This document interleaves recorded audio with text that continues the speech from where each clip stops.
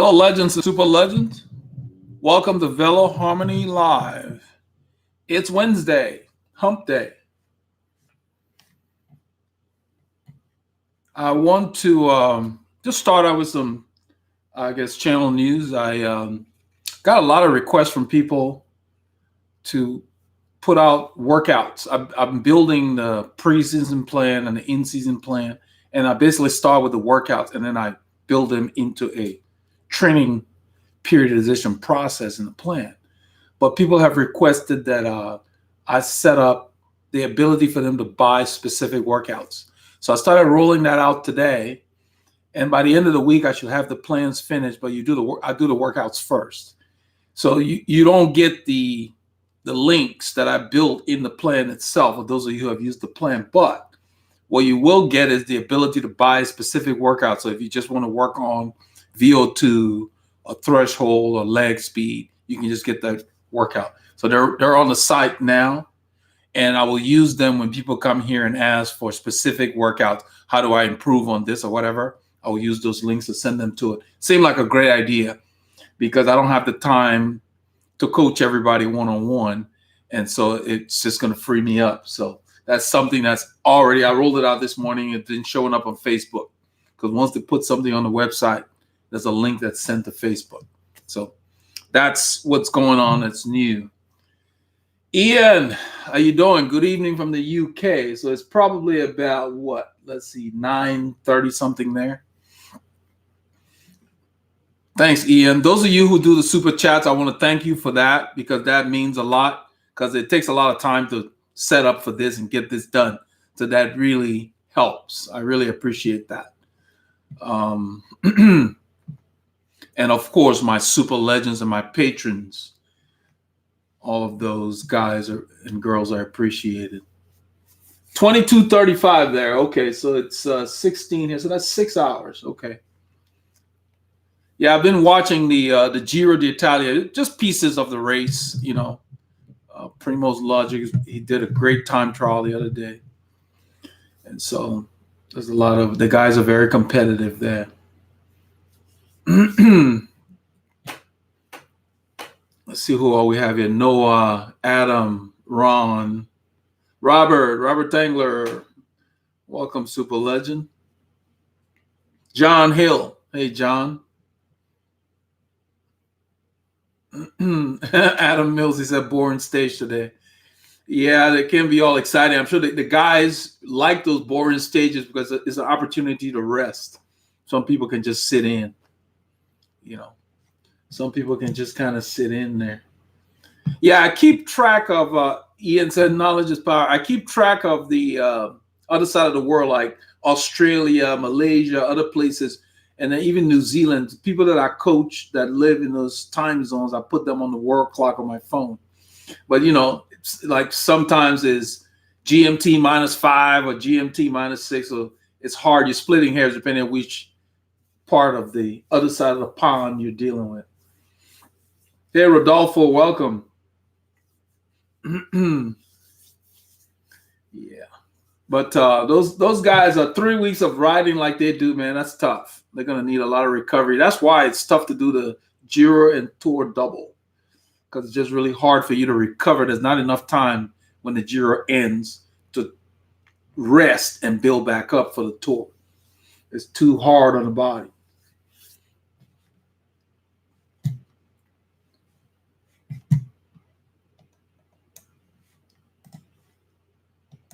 See, Paul is here. Hey, Paul.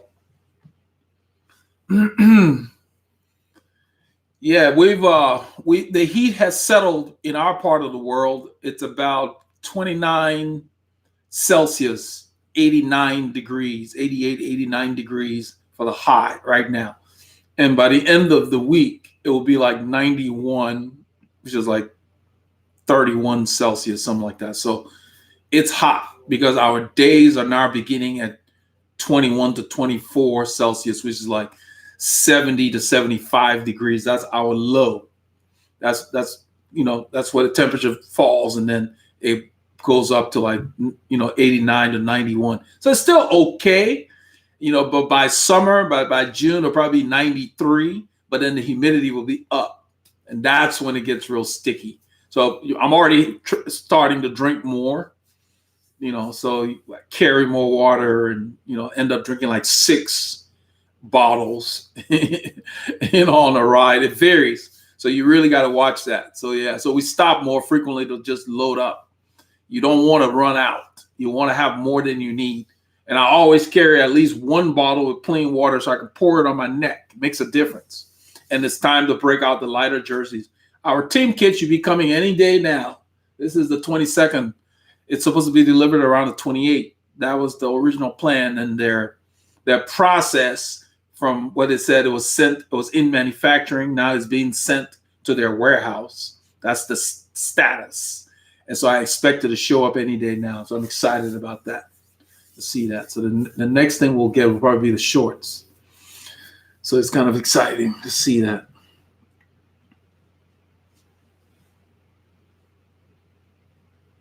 Rico Rivas.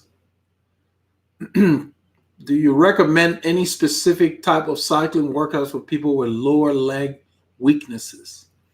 It's funny. I was just talking about these workouts. Yeah. You need to build what we call the, I called it low cadence, heavy gear, low cadence workouts. I don't know if that one has been loaded yet, Rico, but I'm going to give you the link because I already had them sent out this morning. I'm going to give you the link to where all our workouts are for those of you who just want specific workouts.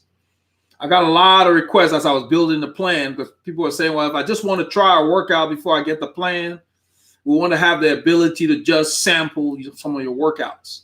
So for about $20, you can get a workout. So let me go to cycling workouts here. So this will just give you an idea of what's out there, but the one that you need will probably be out tomorrow. I'm just going to put the link here where all the workouts are. They're not all loaded yet. They're in process. It should be completed by the end of this week because that's when I'll finish the plan. So the way it works is all those workouts are incorporated in a periodization plan, and that's what people buy. They buy the whole plan, and it has things laid out. The people who I coach, they get those workouts. They don't have to purchase them because they're in the coaching plan. And so other people have been asking for that. So that's the link there. You can check out just to keep that link in about 24 hours. The one for the heavy gear, what I call it. I think, what's the name of it? Let me get the name.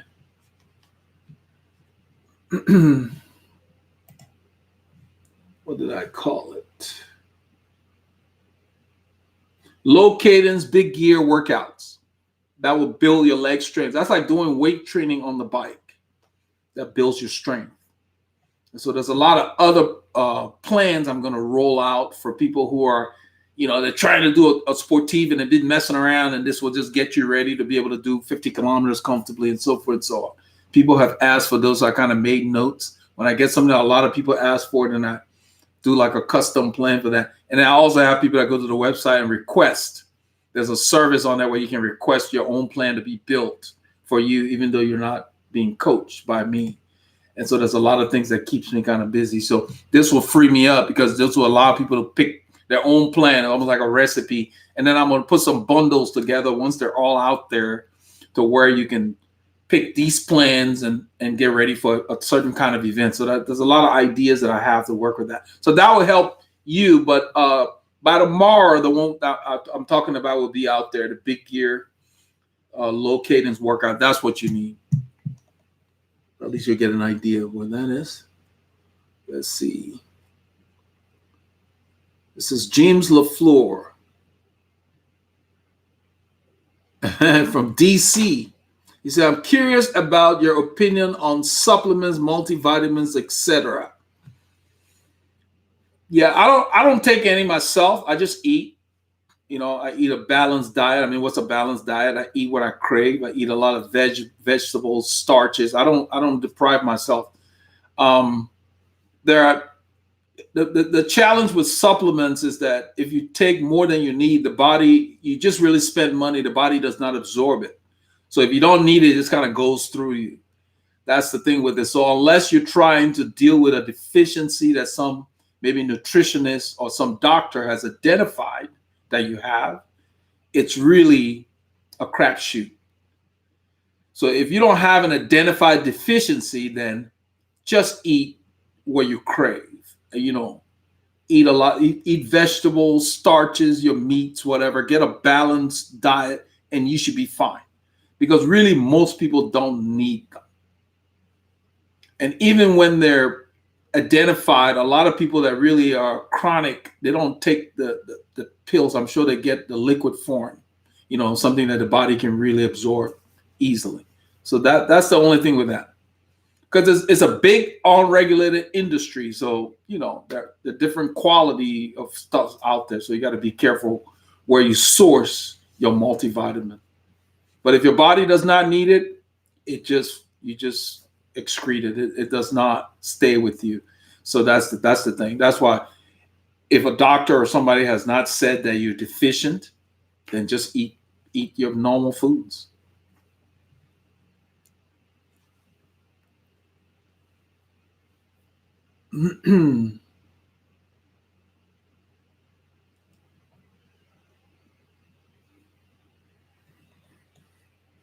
Steve Govig, and he said, "What's your thoughts on the GP 4000?" I think he's talking about that tire. Let me increase the font here. I want to make sure I get the right. Yeah, the GP 4000 S2 as an everyday tire. I'm not racing all around Continental. 4-season would be better. Okay, I like that question because I'm going through something where I'm dealing with that now. You guys know that I've said I really like the Victoria tires, and then I specified that it's not for everyday use. They're racing tires. They're made out of cotton, so if you use them every day, they would wear out quickly. They don't have the durability. So what I do have the GP 4000. I have backups of them. I've used them. That's what I do a lot of training on. In fact, that's what's on my blue bike that you guys saw maybe 2 weeks ago. The blue steel bike that has the GP 4000. The Colnago, I have tires that I got from Paulie Lunga. I think the Ultra Sport Continental, that's on there. So between the GP 4000, the Ultra Sport, and so forth, those are the ones that I ride more. Let's say everyday training, like you're saying. You don't have to be racing to ride good tires, but I think I know what you mean. The GP 4000 S2, I haven't purchased the 5000 because I still have a bunch of those. What I like about them is you're not giving up a whole lot, but they're more durable than, say, the Victorias or other pure racing tires. Now, I don't particularly like the Continental 4, the all-season. I think that's the one you're talking about, 4-season. They have an all-season tire. I've used it before, and it was just kind of meh, if you know what I mean. Kind of underwhelming. Not a bad tire, but nothing to write home about. There was nothing special about it. It did its job, but I just feel that the 4000 has more character. So yes, I would pick the 4000 S2 over the all-season tire because you get the best of both worlds somewhat. You get durability, you get good performance. It's a good all-around tire for training and competition. And it lasts reasonably well. So yeah, so I only use my Victoria for very special rides. I don't use them all the time because they're not going to last that long. I might get a couple of months or so out of them, and that's it. So yeah, go with the 4000 S2. They've designed that to where you get good performance and reasonable durability. And I like that they have little dots on the 4000S that kind of lets you gauge the wear. They're almost like wear markers. They're circles, different spots on the tire, so you can tell when it's wearing. Because I don't ride my tires till they're completely worn, because I only start getting more flats. And so yeah, but that's a good tire. That's what I train on. That's all. It's on the blue bike all the time. Just leave it there, and I have backups to that. That's what I rode on the orange bike last season. I have the 28 in the 4000 S2, and I really like the way it rides, you know. So my Vittoria, I save for special events, mount them, but then take them off. So I have the 4000S on different wheels. That's the way to go about it. Okay, let's see. Tom Nix from Austria, welcome. Guys from all over the world. We got another guy, Pablo from Buffalo, New York, I presume. So Jeffrey Davis says, occasionally I pick up my rear tire when out of the saddle and on the gas. Any suggestion? My bike is considered heavy, so am I. You pick up your rear tire when out of the saddle. I'm not sure how you're doing that. I mean, I've had my tires slip. If you lean too far forward on a wet road, you lose traction, you know, when you stand out of the saddle. But I'm not sure how you're picking it up, because the only time I can pick up my tires when I intentionally lift the rear to get over a curb, you know, lift the front and pick up the rear. It's kind of like a trick we did when we used to do mountain biking. So I don't know how you're doing that. It shouldn't be lifting unless you're really pulling up aggressively, because that's when you lift the tire, when you pull up. But usually you would use both legs. That's what I do. If there's something on the road and I jump it with the front, and I can lift the rear to go over it. But you have to lift both legs. So unless you're kind of lifting both legs at the same time, it shouldn't be leaving the ground. If it's wet and you lean forward when you're out of the saddle, you can lose traction. So you need to maintain your position over the bottom bracket on a wet road. So I'm not sure how you're doing that. From Trinidad and Tobago, Timothy Jeffrey. Welcome, Timothy. Yeah, so that's something you need to keep your eye on. You shouldn't, your rear should not be lifting, because when you're out of the saddle, you should be pulling smoothly, just like, you know, unless you're just skipping. So it's something you're doing. That's not normal. Hey, Donnie Seals from Chicago, Illinois.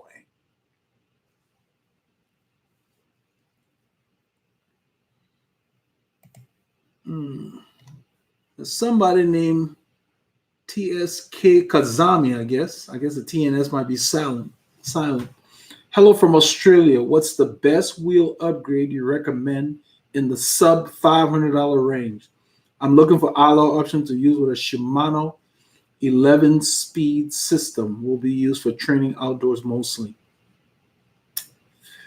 Off the cuff, I can recommend the Campagnolo Zondas, and when you buy them, you just have to specify that you have a Shimano cassette, so that they can put the free hub that will take Shimano cassettes on the wheel. The Zondas are under $500. That's what I ride. I have 2 sets of them. I've had them for several seasons, and bang for the buck, they're great. And I got into them because there was a racer, I think Robbie McEwen had used them in some race, and he raced on them. And then I went online, researched. This was several years ago. They're just good wheels, good all-around alloy wheels. That's what I ride. That's what's on the blue bike right now with my 4000S. So yeah, you can't go wrong with that. Zondas are good, solid factory wheels. You can get them anywhere. You can go Amazon, Merlin, you know. But that's a good way to go. Good wheels.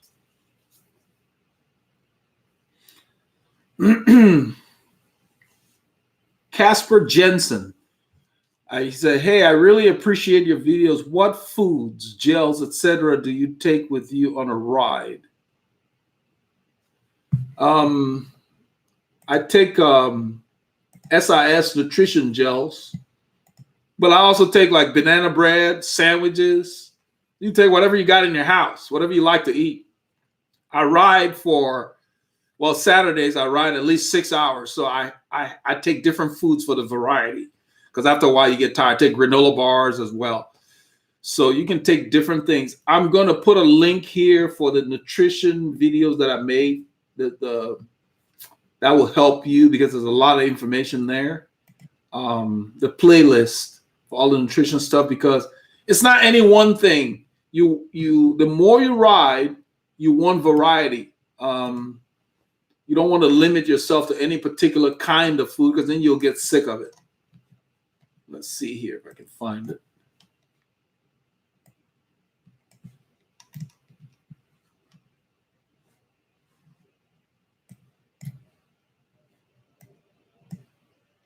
Let's see. I want to put the link so you can, at your leisure, use the videos on the channel, because I've covered all of that. Let's see here, skip. And I'll get the playlist for you. YouTube's trying to roll out a new thing called YouTube Studio. It's not ready yet, but they keep pushing it because they want us to test it for them. So I always skip and go back to the old one. Not sure why they do that, but there are better things to do than to test their platform. Let's see here.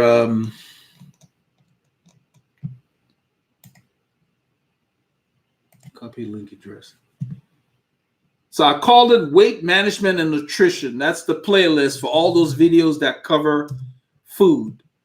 And that will give you an idea, because you want to keep it general. You want to, whatever you're going to take with you, you want to make sure you're used to it before you go to your big rides or your events, so you don't have stomach issues. But find what you eat at home. Apples, whatever you like. Put them in little plastic bags. Make bite-sized cuts out of them so you can just throw them in your mouth when you're riding. That's the key. You don't want, and then if you carry a sandwich, don't put any, tomatoes or stuff that has liquid in there, because then by the time you eat it, it'll be all mushy. So I make like a sandwich sometimes, and I'll put ham in there, especially in the last 3 weeks. Put ham and some mozzarella cheese on there and turkey, and cut them on the bite sizes. It tastes really good during the ride.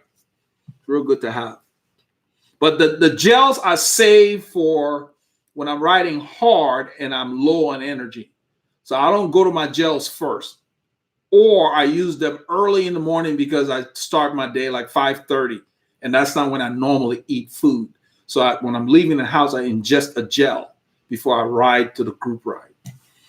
So it's not clear cut, and that's why I put the link to the videos. But between that, you should be good.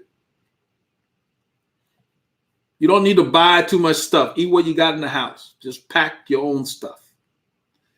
Carlos says, greetings from Montreal, Canada. Pablo says, what are your thoughts on 32 tires? I guess you mean 32 millimeter tires. I haven't used them on a road bike, but I think they're fine. I mean, I don't need anything bigger than a 28. If you're getting a 32, I'm going to presume or assume that you're going to be riding like gravel and other things, because that's pretty big for the road. You know, they'll probably be okay if your frame can take it. My frame, I can barely get the 28 there with enough clearance for the brake. So that's my max on my frames. But yeah, you can get bigger tires. They're more comfortable, you know, and they take less pressure. So less flats, you know. But I wouldn't go with a 32 for the road. I would use a 32 maybe for gravel roads and other things like that. And then they have specific tires for gravel with the kind of knobbies and stuff on there. So yeah. So Hyman Bell says, how long did it take you to get your cadence consistently over 90 RPM?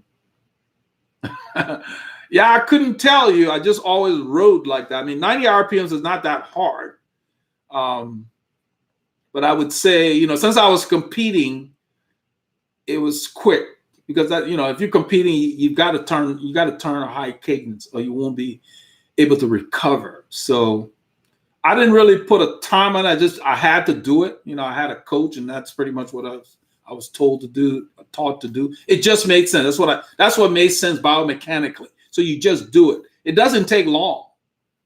You know, you could do it in maybe 6 to 8 weeks of training and working on it if your cadence is really low now. That's some of the workouts we have that people get in their plans, and you have leg speed workouts that you can focus on to increase your cadence. And I talked about it when we started. You probably weren't here.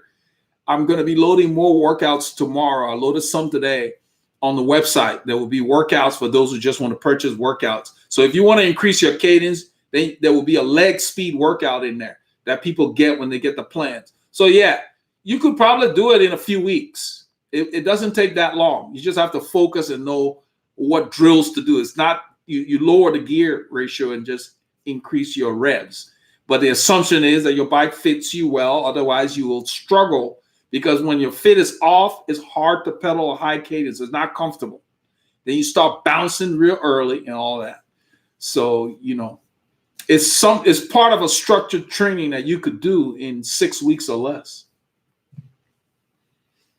So just go to the website. Put the link here earlier for, if you scroll up, for where the workouts are. It's not there, but it'll be there by the end of the week because I'm loading a bunch of other workouts and I'm going to be finishing the plans. But yeah, it's not very, very long because you just end up riding that way. I mean, when the speed changes, you just rev your gear because it's the way to do it. Because if you try to use a heavier gear, you will get gapped and then you burn your legs out. So you just end up doing it. Doesn't take very long. You just have to focus. All right, let's see here. John Hill, has anyone used the Gatorade gels? I haven't. I heard about them. I'm very leery what I tried. I like the SIS because I think I've said it before that they're more like juice. They're not thick. So they go down very easy. They're isotonic, so you don't need to drink water with them. And I really like that about them. Every now and then when you open them, they can make a mess. And then, because we've had the package at the bottom one time, it opened at the bottom and it gets on you and that stuff, it hardens. So if you let it harden, it's a mess to clean up. But generally, they're pretty good. They got different kinds out there. I've tried the, what do you call it, the hammer gel. That was just so thick. It was like honey. And I didn't like that one too much.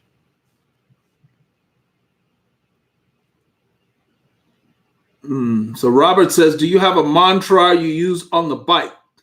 I have many, Robert. Depends on what's going on. One comes to mind: never get hungry on the bike. I think maybe that's what you're talking about since we're talking about food. Yeah, never go hungry on the bike. I always carry food with me because sometimes I'll go out, especially if I have a window. It's different if I just have an hour to ride. Then I don't have to worry about it. Just take a bottle, go, especially this time of year.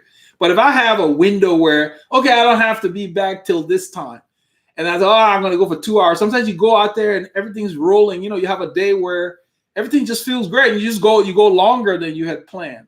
And there are times when you go out and you plan to go long, but you don't feel so great, and then you shorten it. So it's always different. So I always pack stuff in one pocket. I always have food so that if I feel good and I want to go longer, then that will not be a limiter. But it's not like I'm always hungry. A lot of times I'll leave and come back and I've only had maybe one package and I've got a bunch of stuff left and I just put them back up. But I just always like to have them just in case, especially on group rides. You guys see the Saturday rides. I'm riding 6.5, 7 hours. The rest of those guys are riding 3. So they ride like crazy men. I go ahead and ride along with them because I've got enough food to where I can replenish my stores. And that's another reason. So I'll ride with them the first hour like they do. That's why I film most of the first hour. Then they start breaking up, people coming back home. And then I can go on and do the rides. Yeah, the group never stays together because even though they discuss it in the parking lot, people go out.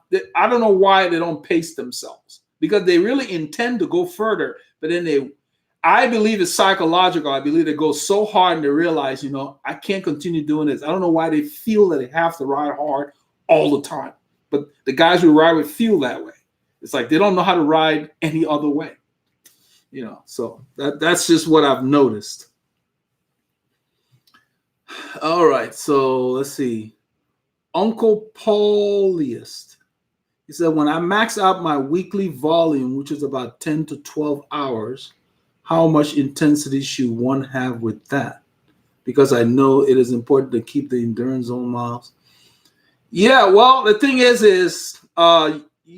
it's hard for me to tell you that because I don't even know anything about you. Because the people that I give that kind of advice to, I kind of get an idea of, what their fitness is and threshold and different things like that. So it's hard. I mean, you're just going to have to decide how much time you want to devote to endurance based on the event that you're training for, I guess. You have to make that emphasis. That's kind of a question you would ask a coach. So, for me to answer that question, I'd have to know more about what you're trying to do and do a workup on you to be able to give you a useful guide. Let's see. So Casper says he'll watch the playlist I sent. He said, I just find it annoying eating like meals on the ride. You don't need to eat meals like, how can I say, like prepared meals. You can have rice cakes. I'm talking about bite-sized meal like hors d'oeuvres per se. Because even when I make the sandwich, I cut them up. Or when I make my banana bread, I cut them into bite sizes. I put them in a little snack pack and put them in there to where you can just eat one at a time.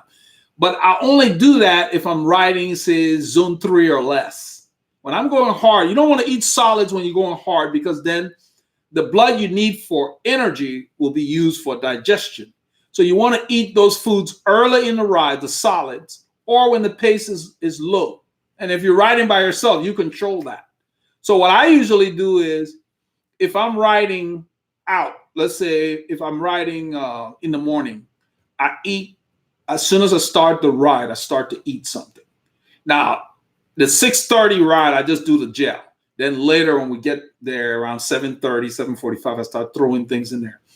Because once the ride is going in earnest, what you've eaten early has already been processed, and you can use that. And the reason why you eat is so that you don't dig into your reserves, because you've been eating the day before. So yes, you have glycogen stores. You could avoid eating and go for the ride, but the problem is you will be using your reserves. That's why we eat. So you continue to eat so that your body continues to burn calories. That's how you keep your weight or you lose weight. And so you're burning what you're eating to avoid going into your glycogen that your body has stored. That's what when riders say, I didn't want to dig too deep. That's what they're getting into. That's the reason you eat. Because what happens is, if you dig too deep, it takes your body a longer time to replenish what was stored the day before. But it's a lot easier to just have that energy in your blood from the food you're eating that you can use readily, instead of trying to go into your store. So don't worry so much about calling it meals per se. Eat what you like. Whatever you normally snack on, let's say maybe peanut butter crackers, whatever it is that you're going to snack on. Now, certain things like will be too dry on the bike, so make sure you have enough fluids if you're going to eat foods that are dry. So just eat what you have around the house that you normally eat, and just make them in bite sizes and take them with you. You don't have to buy anything extra necessarily. And then you have the gels for your emergency situations, where when you're riding hard and you just need something. I usually try to throw a gel in there 10 minutes before I think I need it. That gives it enough time to get into your system, your bloodstream. So you're just going to have to experiment. There's no one way, because everybody's different. Everybody's caloric needs are different. Eric Nail, welcome, super legend. Jose Castillo, how you doing? Noah Sanchez, I ride in traffic a lot, and not everyone loves that, and they share their opinions. Well, they're entitled to their opinions. They don't like it, they should go to another planet where there are no people. See how that works for them. Don't waste your time on those people. We got a lot of those idiots in the penal system sitting in there.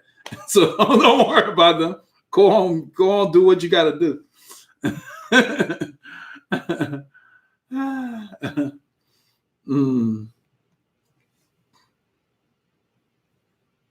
Let's see here. David Hefferman wants to know, what is your opinion of the ketogenic diet using fat for energy instead of carbs? Well, we use fat too. You just have to. You're not going to be able to ride when they're hammering on fats. You gotta burn carbs. That's premium fuel. So if you want to just burn fat, you have to go slow. That's when your body uses fats. I don't know why people get into specific diets. Just eat and be active. Your weight will settle where it needs to be. It's just a big industry where people come up with all these little things. It's kind of hard to pigeonhole yourself into specific things. Like you go to a restaurant and you're worried about this, that, and the other, as opposed to just saying, you know what, keep the sauces off, just get me a steak or fish or whatever. It gets too complicated. So yeah, all these fancy diets and so forth, it's like, just eat, you'll be fine. If you I've already talked about it in the same link that I put there for the weight management and nutrition. You can check that out. It's in there. If you want to burn fats, there's a certain kind of workout for that. So if you want to burn carbs, you can only burn carbs when you get up in a high intensity, because the body will switch. It cannot burn fat when you're going really hard. That's when you start digging into your glycogen stores and so forth. So you keep that in mind. But fats are in abundance. Our body stores it, and we have an abundance of it. So yeah, so if that's the focus of your goal, then yeah, you drop the intensity and go long, and you'll burn a lot of fats. Let's see here. Edwin Acosta wants to know what brand tire you have on your bike and what you consider to be the best tire in the market today. There is no such thing as the best tire in the market. Just pick one you like. They're all pretty good now. I use the 4000S on one bike. I use Continental Ultra on the Colnago, and I use the Vittoria on the orange bike a lot of times. But yeah, just find a tire. They're all pretty good. I get whatever's on sale, and I keep backups here. I don't like to pay retail for the tires. They always have them on sale. And so if you get them ahead of time, then you're not in a bind to run to the bike shop. But it depends on what you're trying to, I guess, participate in. So they have tires that are designed for different disciplines. So if you're going to be racing and you want a racing tire, that's a different group. That's why I said there's no such thing as the best tire, because you have different classes. So you've got racing tires, you got all season tires. Somebody talked about it earlier. And then you've got tires for like gravel and whatever else. And what you want to focus on is, what events are you participating in? If you're going to be on the road and you need something, you need to focus on the characteristic of what you need. Are you looking for something that will be reasonably durable but good performance? That's what we talked about, the 4000S covering that really well. And then they have some tires that are really fast, fun to ride, but they don't last very long. So you don't train on that every day. Then they got tires just for training. So look for the tires based on how you're going to use it, because they have training tires, then they have training/racing tires, and then they have pure racing tires, and then they have tires for gravel and other things. That's what you want to focus on. And then we talk about low TPI, high TPI. So the racing tires have the high threads per inch in them, and those are the high dollar tires. So you don't want to train on them every day. Keep them for your big rides, your big events. And then you want a tire that you will ride every day that will be reasonable and not, so they got Continental Gator Skin that's pretty tough, but it's not the lightest tire out there, but it's not a total dog. And you got the 4000S. So it's not an easy thing. I don't know if I believe I have it. The maintenance thing I think I talked about. Maybe I can put the link for that playlist here. That will help you do some research. Let's go back. I think this is where it is. So I will give you a link here to the playlist that I made where I talked about different tires. Let's see. I want to make sure it's in there. Or it might be in the tips. Let's see. I think it's in tips. That way you can do some research. Let me just check real quickly. Tires. Yeah, it's not a clear-cut thing to where you can just go, oh, this is the best tire. So, look for your intended use, your intended purpose, and tires that fit that.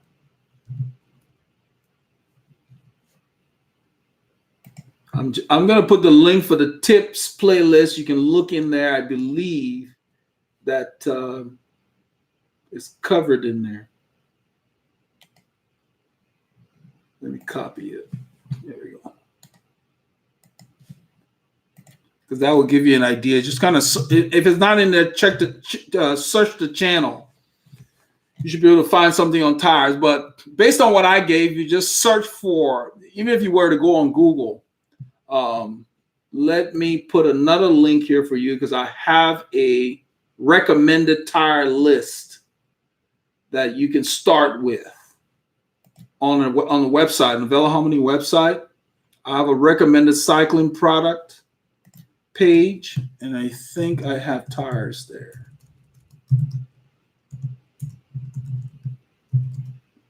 Yeah. Okay, here we go. Start with these. Pretty much along the lines of what I talked about. There's a lot of detail there that will give you an idea. Start with that. And the gator skin tire is the first one, and then I stated why, meaning why you would consider buying it based on your use. Everything should be driven by how you plan on using it. All right. Let's see here.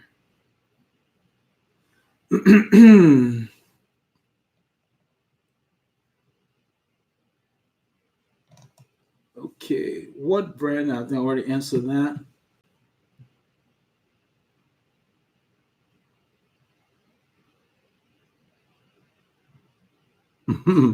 Oh, Uncle Paulie STL for St. Louis, Missouri. Okay, the Show Me State. I believe that's the state's byline or something. Slugger rules are going to be in Houston once a month. Is it possible to join the group out with you all? Yeah, go to the website. Let me put the link here. The Veloharmony website is a calendar there. Go to veloharmony.com. You'll see the calendar where it says Veloharmony events on the right side of the page. You will see the one in green. Those are the group rides. It lets you know what we're going to be riding. You can always drop me a line because sometimes we'll change and pick up Team RR versus WCC. So you can always just send me a note from the website just to confirm because there's an RSVP thing on the website. But go to veloharmony.com. That's where our rides are. It's right on the calendar. It's easy to find.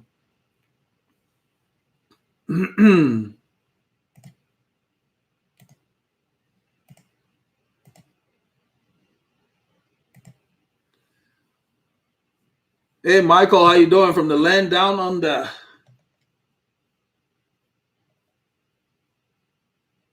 So Robert Tangler wants to know, is the force that a power meter reads the same amount of force on the drivetrain? No, it's not.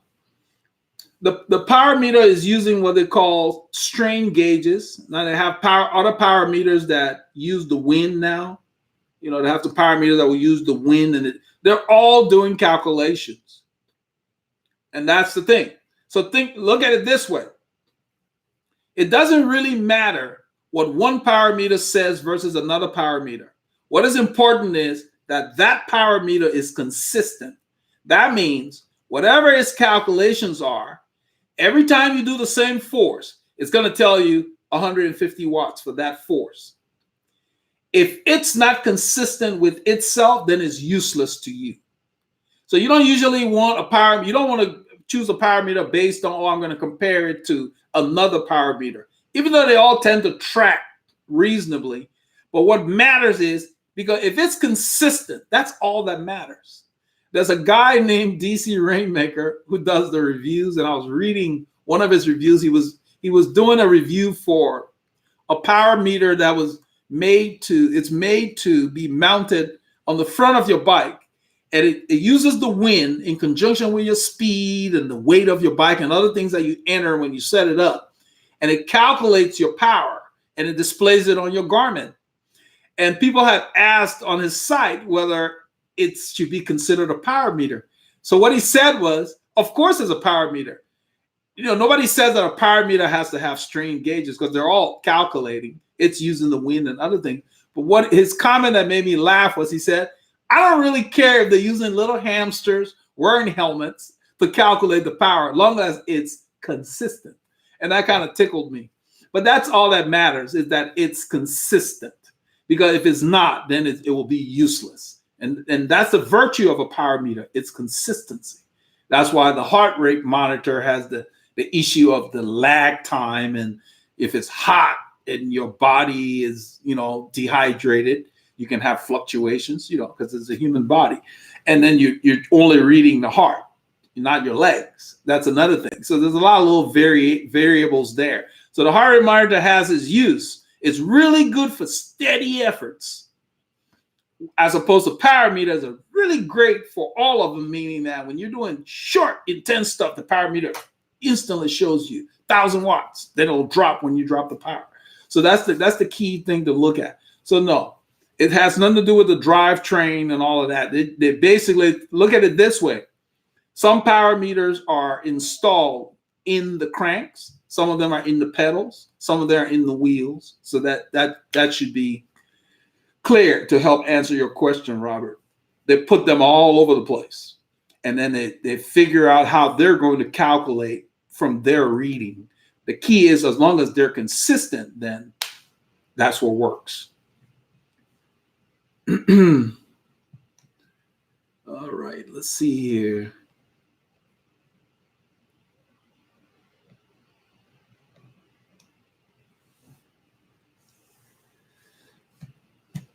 This guy says, Aero Comedia. I have a question for you. I saw that in cycling. Let's see here. This is in cycling iteration. There is no flyby or in cube and when. I'm not sure what he's talking about.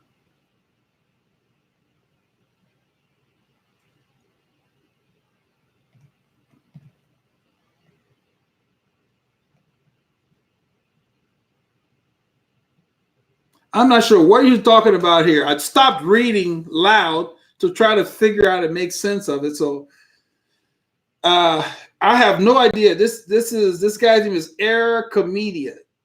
I saw that in cycling iteration, there is no flyby in cube, and when out cube determined the torque could lead the effect you called before, and I saw that it wasn't the same as you said, but the opposite as the reason and not the origin. So I have no idea what you're talking about. That sounds like gibberish.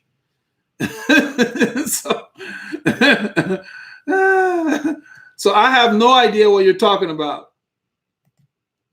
I think you might be lost.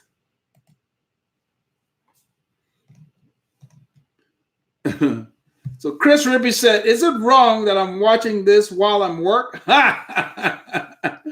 Well, you could be on a break or a health break or just a short break.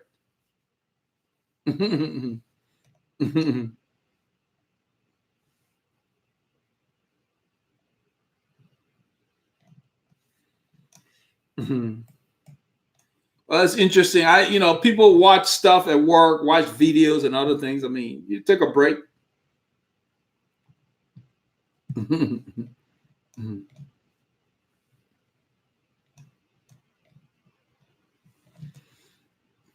Chris Rippey. Chris, how you doing, man? Good to have you back here. Super legend.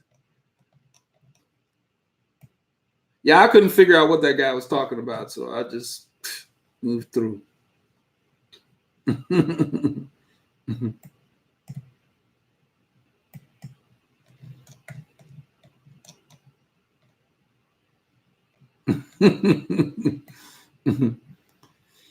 Yeah, I wanted to make sure the guy I gave the link to the tires. Yeah, well, at least I gave him the link to the tires on the recommended cycling product, so he should be able to get started. But yeah, I just didn't want to complicate it. Just, find out how you're going to use the tire and get a tire for that purpose. There are too many tires out there to say, oh, this is the best. They're all so close now. So I look for them when they're on sale and they're reasonably priced, and I jump on them. Ask Jam, how you doing? He said, greetings from the north. We're in the north. Greetings from the north. Welcome, man. Welcome.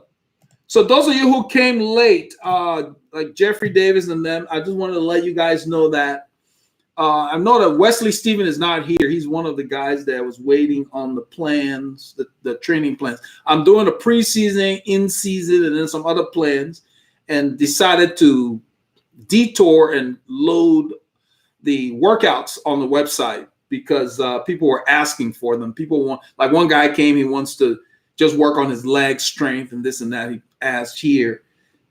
I don't know, he was one of the ones I sent, but I've been getting notes from people about that. So I started loading workouts. By the end of this week, all the workouts will be out there. So people can just buy specific workouts and go work on this or whatever. Now, the assumption is that you've done some kind of base training and not just starting cold, because then it'd just be too hard on you. That's the key. You like the GP 5000? Well, good. You're in Norway. Asbjørn said from the north, top of Europe. Where the flats are 7 to 8%. That's funny. Yeah, I know a guy in Norway named was Abel Bajay, one of the guys I coached for a long time. He did the Top of the Tour last year. Lives in Norway. Yeah, he says it stays cold until, I guess, probably late May. So you guys are probably just thawing out up there. They have a short summer and then it gets cold again. You got a little window, you know, the frozen north. Let's see what he said from the north. Yeah. Yeah. Jeffrey says, I agree. The best of anything is on sale. The thing is that if you're riding bicycles, you know you're going to need tires at some point. So why wait till, say, you go on a ride and somebody cut your tire, then you got to run to the bike shop, pay retail. When they have their sales, just get at least a set of what you usually use and have it at home so you can just change it out. And then once you use up the last set, you get another one to keep as a backup. That's a good way to go about it. So you're never out. That way you go on a ride and something happens, you've got a tire waiting for you at home and you'll be able to switch it out. Because once something slashes your tire, you can use a boot to get home, but you can't keep the boot in there too long. It will hurt your tube. In a few days, the tube will just lose all air because where that boot is puts a lot of pressure on the tube. So the boot is just good enough for you to finish that ride, not to try to get your money out of that tire, even if the tire is new. Happened to Michael on Saturday, off camera. He had a flat and his tire was pretty much brand new. And he said, oh, I hope this gets me home because I listened to you and I cut an old tire. And I said, yeah, it works. So I told him, but it will get you home, but don't try to be cheap trying to wear out this new tire because your tube will go out in 2 or 3 days, you know. And so that's the key. It gets you home, but you got to replace that tire once you get a bad enough cut on it. Ian says, stock control, no brainer. Yeah. I mean, it's just anything. Like the guy talking about gels. You find a gel you like. When you're getting low, order some gels. And so, you know, you're going to use them. Even if you don't ride, you can eat them in the house.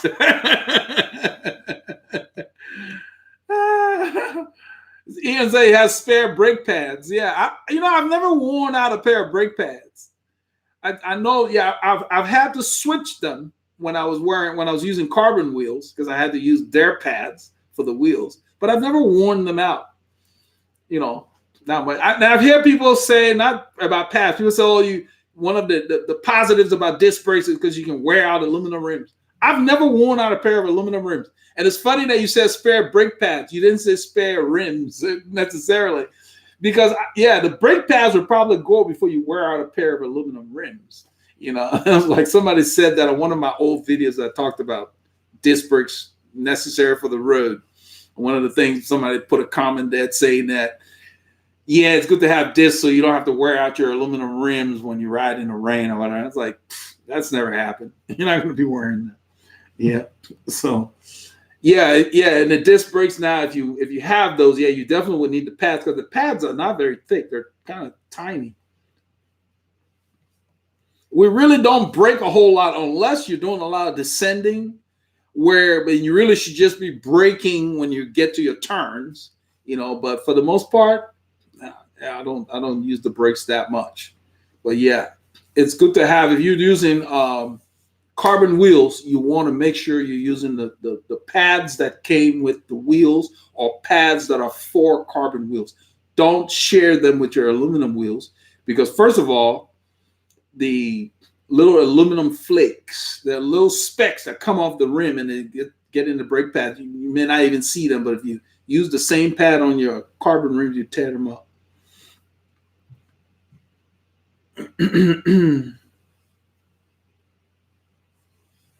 Yeah, Jeffrey says he loves Hammer Nutrition. I tried it. It's just so thick. I've got a whole bottle sitting downstairs. They're almost like honey. The Continental. So Jorge says the Continental GP 4000 are really good all around tires. And since the 5000 came out, you can get them for around $30 online. Yeah, that's about what they go for on sale. 30, 32, thereabouts. I ride them until they're gone and the 5,000 are reasonable. Yeah, because they're right. They're really good tires. For the longest time, a lot of people use them. A lot of triathletes use them too. You know, all the tires now, they got so many kinds of tires out there. So Darryl Shank says he carries a small repair kit, patches and one tube. I have CO2 cartridges. I hear the cartridges are not reliable. Pump is the best route. The cartridges themselves are okay. What ends up happening, Darryl, is that the inflator or whatever they call it, there's a piece that you screw on, and sometimes if they don't mate very well, your hands are cold and everything's gone. That can happen. Secondly, if you have multiple flaps and you only have a couple of cartridges, I've been in that situation. That's why I went back to pump. When we used to race, we used to use the long frame pump on the bike. Now they have shorter pumps that put out high pressure. That's what I carry in my jersey pocket. I just stick it in there. It's better than trying to keep up with those cartridges, you know, and replenish. So you don't have to buy cartridges. It takes about 20 to 30 seconds to air up a tire. You're ready to go. So yeah, so they're okay. I mean, some people have them, and so if you have them, you can use them up. But I like the pump. It's just, nowadays with the technology now, you don't have to put a pump on your frame. I hated the frame pumps because they would rattle. So we used to have to strap it with a Velcro to the top tube so it wouldn't rattle. Now with the little pump, in fact, most of my kit, they have a loop in there to hold the pump in the pocket. And I just put it in there so it's perfect. Yeah, but use what you have. It's just that when you're riding alone and you only got a couple of cartridges and something happens, if it fails, if that little attachment fails or something, it can be a headache. I don't know. I guess it's a reason they get really cold, so you have to be careful. If it's not screwed on right, yeah, you can lose all your air. Yeah, you're welcome, Edwin. He said he just ordered a Continental GP 5000. Yeah, that's good. I hope that you got a good price on them. They're good tires. They're good all around, just fast, reasonably durable. Yeah. So Don Barry says, I just went from 23 millimeter tires to 2018 Continental Gator Skin Wide Road Bike Clincher tire. Can you discuss the pros and cons as a distant rider who is not a racer? It's just more comfortable. You don't have to be a racer to be comfortable. Racers look for comfort. The 28 is more comfortable than the 23 by far. When you go from 23 to 25, you notice the difference. 25 to 28, you notice the difference. So you going for a 23 to 28 is like night and day. Very comfortable. Hopefully you got the clearance, obviously, on your frame and your brakes and all that. That's the only thing, if it can fit. Yeah, I ride 28s on the Colnago, and I used to ride 28 on the orange bike that I have. They ride better. You need lower PSI. I put 95 in all my tires, whether it's 23, whatever. I put 90 in the front, 95 in the back. You don't need high pressure. To enjoy the tires, you need about 100 PSI or less. You can play around with what you want. I choose to use 90, 95, 90 in the front. When it rains, I go 5 PSI down for just more traction. But even if you didn't, you'd probably be okay. The way I do it is I will put 90 in the front, 95 in the back. And if I'm using regular tubes, I go 3 days before I need to put air in it again. On the third day, I air it back up. I don't air up my tires every day unless I'm using latex tubes. Then I air them up every ride because latex is porous. It does not hold air, but it rides great. If you couple latex with GP 5000 or GP 4000, changes the character of that tire. So supple.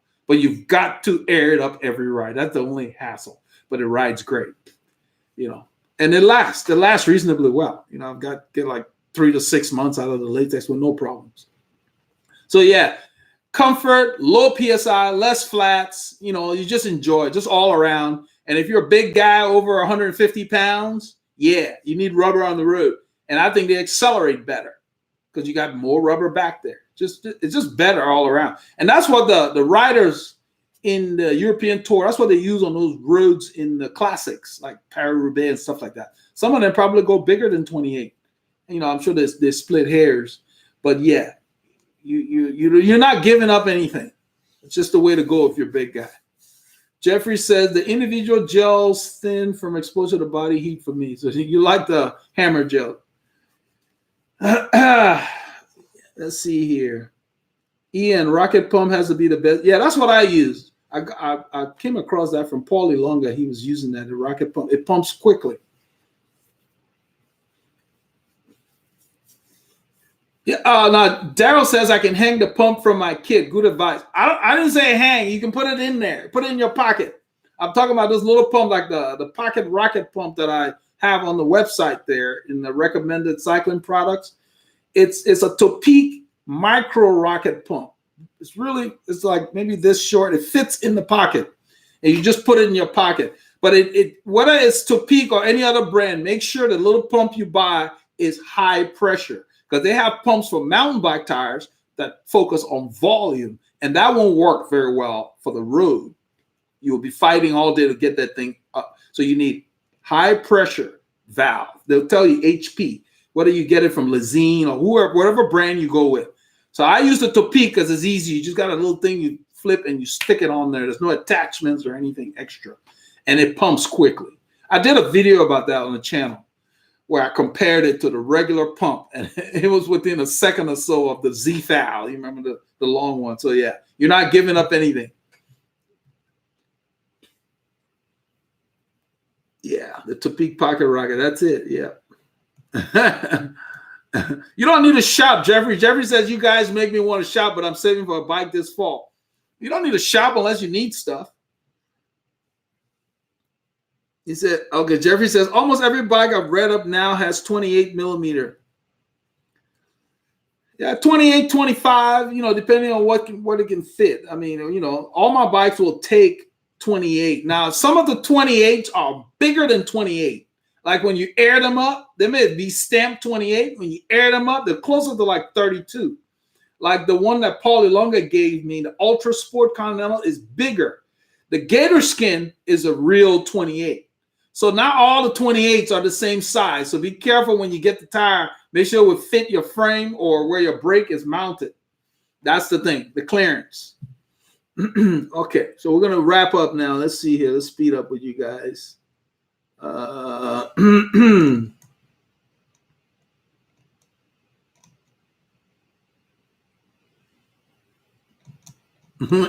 said bikes are always N+1. Yeah, I guess as much as you can store.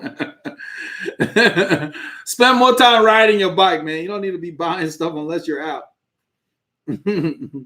Yeah, I use the pocket rocket. They make great pumps. It's better and just less at it. You don't have flats that often. So, I much rather have low maintenance stuff to carry. All right, guys, we're going to wrap it up. I want to thank all of you, Ian, and all of you guys for coming to the session. Hope with the week, midweek here, hope you guys get over the hump and get ready for the weekend and stay safe while you're out there. A shout out to Ian. I want to thank you, Super Chatter, again today.